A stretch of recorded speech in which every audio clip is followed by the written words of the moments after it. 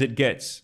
In fact, I want to briefly look at two research papers that were published by Eichengreen at the IMF that detail the gradual erosion of US dollar dominance that is now speeding up very quickly.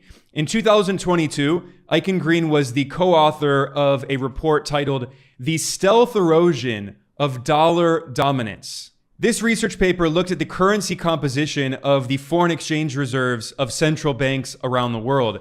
And it found that in the roughly 2 decades from 2000 until 2021, the share of US dollar assets in foreign reserves declined from 70% to just under 60% in 2 decades. And since that report was published, the share of the US dollar in global foreign reserves has only continued to fall.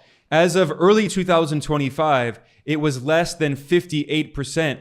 And this is only the official data. There is evidence suggesting that some central banks have been holding some other reserves unofficially because they're afraid of Western sanctions and Western governments freezing and seizing their foreign reserves, like Western governments did to Russia and Venezuela and Iran.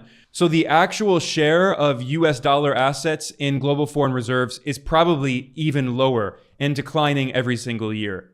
This March 2025, Eichengreen published a long article in the Financial Times discussing the very real risks of US dollar dominance ending. Eichengreen looked at some very important data points that should really raise some eyebrows about the dollar system. For instance, he pointed out that the dollar system was largely designed after World War II, especially in the 1944 Bretton Woods Conference, when the US dollar was officially made the global reserve currencies, and the dollar was pegged to gold, and other currencies were pegged to the dollar at fixed exchange rates. Well, at that time, in the late 40s up until 1950, the US economy made up around 25% of global GDP, measured at purchasing power parity. However, since then, the US share of the global economy has fallen drastically, and now it's less than 15%. Furthermore, after World War II, the US represented around 25% of all global exports. The US was a manufacturing superpower at that time. But the US economy has deindustrialized and financialized, and since the 2010s, the US has represented less than 10% of global exports of goods. That's not services, exports of goods. However, as the US economy has deindustrialized and financialized, the dollar system became more important in attracting foreign investors and inflating big bubbles in US capital markets. So even though today the US represents less than 15% of global GDP, PPP, the US stock market represents over 60% of the total market capitalization of all of the stock markets around the world. And there was a decrease following the 2008 financial crisis, but the US just reinflated that massive financial bubble that is totally out of proportion with the US share of the global economy.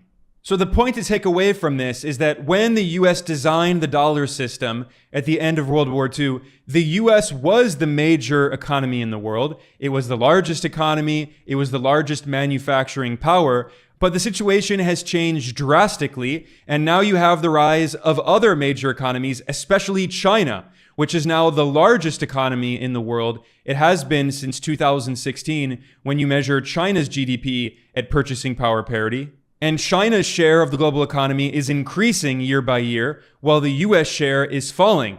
Moreover, China has become the world's manufacturing superpower, representing around 1/3 of global manufacturing value added, whereas the US share of global manufacturing has been falling on a secular long-term basis. So as US economic power has been declining, and as US political power has been declining, it's only natural that more and more countries are seeking alternatives to the US dollar.